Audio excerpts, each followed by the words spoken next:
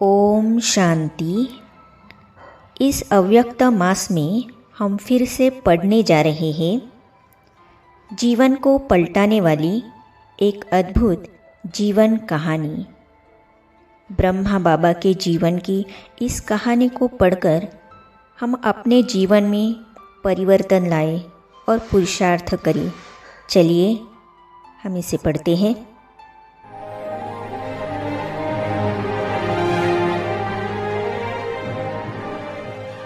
इस पुस्तक में जो जीवन कहानी दी हुई है उसमें एक अद्भुत मनुष्य का बहुत ही अनोखा, महत्वपूर्ण और दिलचस्प जीवन वृत्त है। साथ ही साथ उसी मनुष्य तन में परमपिता परमात्मा के अवतरण अथवा प्रवेश की प्रैक्टिकल और अद्भुत कहानी भी इसमें है। इस विचित्र मानवीय जीवन कहानी में ईश्वरीय चरित्रों का भी आंखों देखा हाल लिखा है।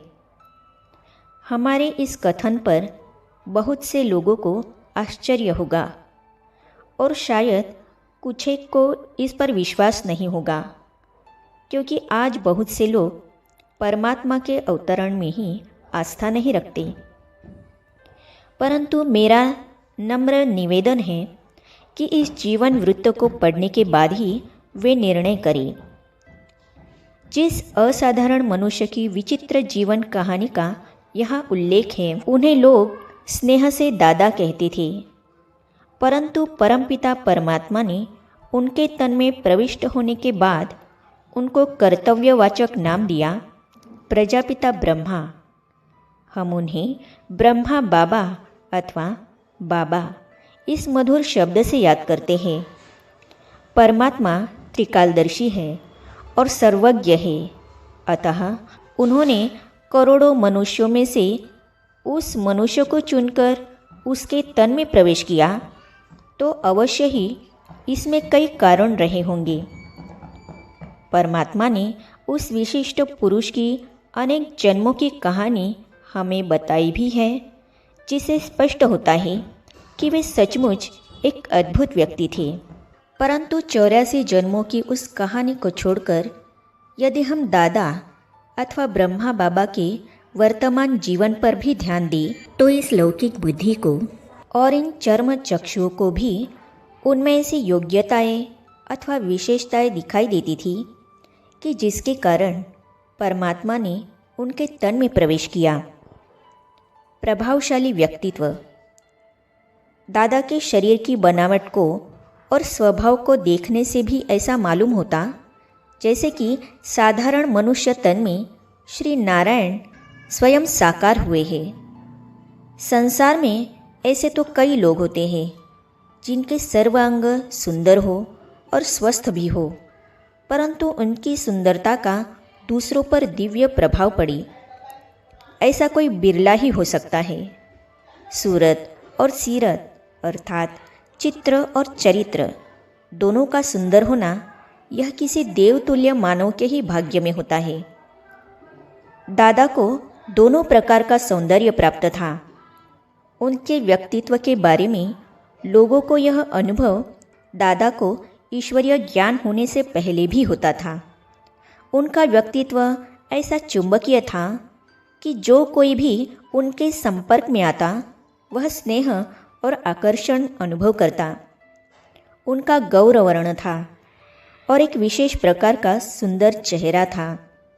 उनका कद ऊंचा था, शरीर संतुलित था, मुखमंडल दिव्य कांति से दैदीप्यमान था। उनके नेत्रों में विशेष तौर से ऐसा लगता था कि जैसे उनमें सारे संसार के लिए स्नेह और सौहार्द की भावना झलक रही हो, और उनकी भुजाएं वीरों की तरह दीर्घ थी। वे उनके साहस और सहनशीलता की प्रतीक थी। राजकुलोचित संस्कार। उनका व्यक्तित्व ऐसा था कि साधारण वेश में भी वे एक राजा मालूम होते थे। उनका व्यापारिक संबंध भी बहुत राजाओं से था। परमात्मा शिव के प्रवेश के बाद उनके ये संस्कार ईश्वरीय सेवा में भी बहुत काम आए। बाबा सदा रॉयल्टी से या राजकुलोचित रीति से ही ईश्वरीय सेवा करने का आदेश देते थे, परंतु उन्हें गरीब जीवन का भी अनुभव था। इसीलिए गरीबों से उनकी विशेष सहानुभूति थी।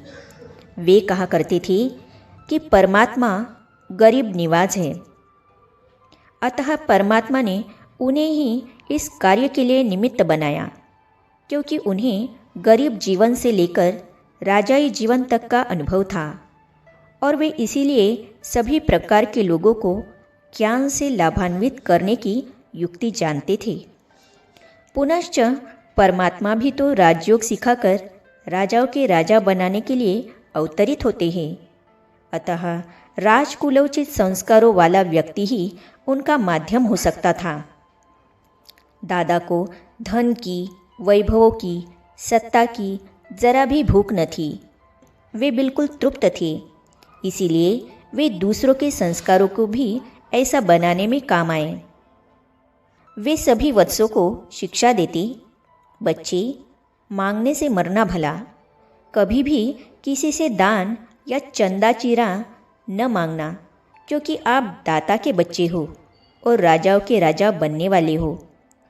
दादा सच्चे राजाओं जैसा ही शिष्टाचार, आतिथ्य, उदारता, स्वच्छता आदि गुणों को धारण करने की शिक्षा देते थे। वे उदारचित इतने थे कि यदि कोई सखावत करना चाहे तो उनसे सीखे। वे एक एक आत्मा के कल्याण के लिए काफ़ी धन का व्यय करने को तैयार रहते। सभी के प्रति कल्याण की भावना। दादा में दूसरी विशेषता यह थी कि उनके मन में सदा सभी के कल्याण की भावना बनी रहती थी। उनमें धर्म, जाति, देश, भाषा आदि के आधार पर भेदभाव न था। उनके मन में कभी किसी के प्रति वैर या विरोध की भावना का आविर्भाव नहीं हुआ। परमपिता परमात्मा की प्रवेशता से पूर्व जब उन्हें ईश्वरीय ज्ञान का बोध नहीं हुआ था, तब भी जल की अंजलि देते समय स्वभाव से ही उनके मुख से ये शब्द निकलते थे, सभी आत्माओं के प्रति।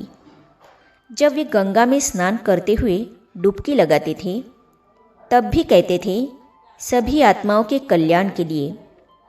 पूर्व कल्प में सभी आत्माओं के धर्मपिता अथवा विश्व के प्रजापिता होने के कारण उनके ये स्वाभाविक संस्कार थे।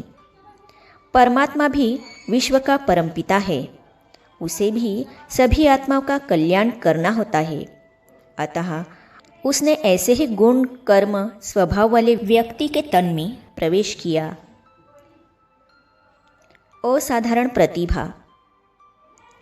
सुंदर शारीरिक रचना और उच्च संस्कारों के अतिरिक्त दादा की बुद्धि भी असाधारण थी।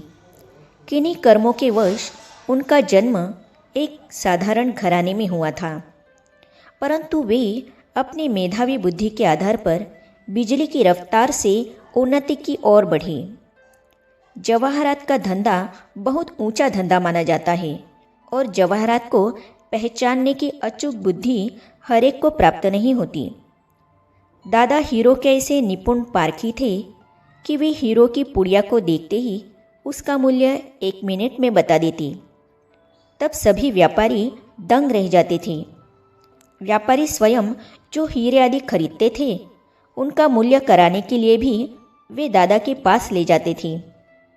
दादा में व्यापार बुद्धि भी ऐसी चमत्कारी थी कि कुछ ही समय में बहुत से राजा महाराजा उनके ग्राहक बन गए। दादा ने एक साधारण घराने में जन्म लिया था, परंतु अपने पुरुषार्थ से उन्होंने कौड़ियों से व्यापार शुरू करके हीरे बना लिए थे। दादा कहा करते थे कि मैं बेगर से प्रिंस बना हूँ। दादा की पारखी बुद्धि एवं असामान्य सूझ के कारण परमपिता परमात्मा शिव ने उनके तन में प्रवेश किया, क्योंकि वे भी इस सृष्टि पर नर नारी के जीवन को कौड़ी तुल्य से बदलकर हीरे तुल्य बनाने के लिए आते हैं। वे भी रंग को राव अथवा नर को विश्व महाराजन श्री नारायण बनाने के लिए अवतरित होते हैं। दादा में हीरो की जो परख थी, वह भी उन्हें ईश्वरीय सेवा के कार्य में बहुत सहायक हुई। उच्च कोटि की भक्ति और निर्भय अवस्था।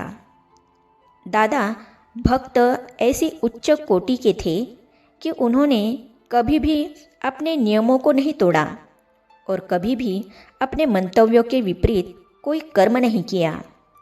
उनके जीवन में चाहे कैसी भी परिस्थिति आई, उन्होंने सदाचार, सौजन्य, सद्व्यवहार और भक्ति भाव को नहीं छोड़ा। आगे चलकर ज्ञान में भी ये काम आए। दादा लोक लाज या आलोचना के भय से कभी भी अपने नियम, मंतव्य या पुरुषार्थों को नहीं छोड़ते थे। चाहे कोई राजा हो, मुखी हो या उपद्रवी, दादा किसी अच्छे कार्य के लिए उनसे भी संकोच नहीं करते थे। वे अपनी धुन के पक्के थे।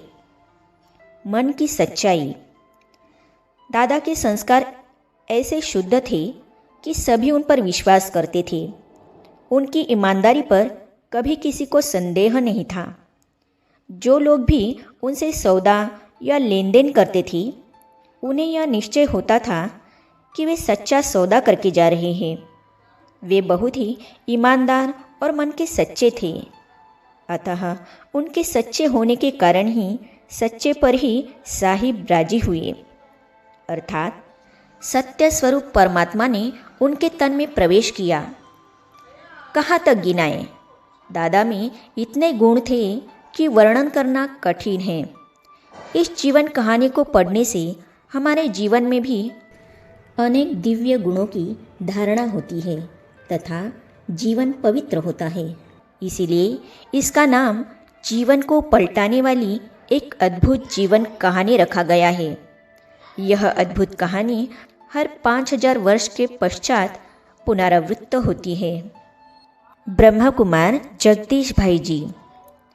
आगे हम पढ़ेंगे, आज तक संसार में अनेकानेक विशिष्ट व्यक्तियों की जीवन कहानियाँ लिखी गई हैं, परंतु इस लेख माला में एक ऐसे अनोखे मानव का जीवन वृत्तांत दिया गया है जिसके जीवन में एक अनुपम और अद्भुत परिवर्तन आया और जिसने अपने जीवन को संपूर्ण रीति से प्रभु के अर्पण करके प्रभु से सर्वस्व पा लिया।